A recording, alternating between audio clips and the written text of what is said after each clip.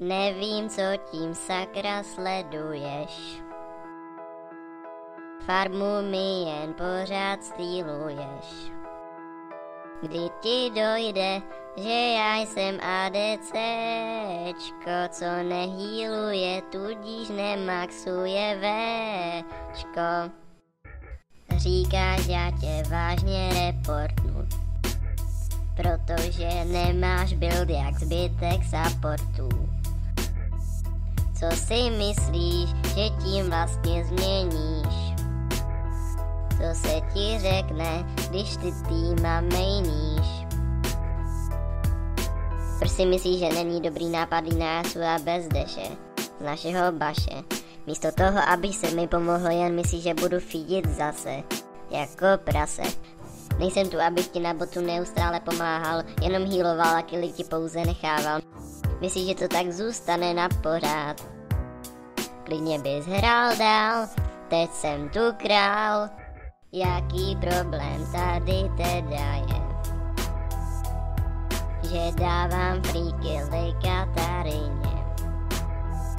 Vám to vadí, to se změní nebo ne?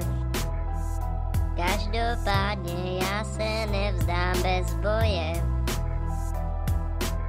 Chci dávat damage jako nikdo přede mnou. Chci každou hru zakončit alespoň jednou pentou. Chci mít z toho tolik IV, aby každá hra vypadala slibně. Nejsem tu, abych ti na botu neustále pomáhal, jenom healoval a killy ti pouze nechával. Myslíš, že to tak zůstane na pořád? Klidně bys hrál dál, teď jsem tu král. AD Soraka začíná být slavnou. Natolik, že každý by chtěl být mnou. To nejde, to přece všichni ví. To mohou jen ti retardovaní. Žádný support ze mě nebude. Jsem AD, co teamfighty zahajuje.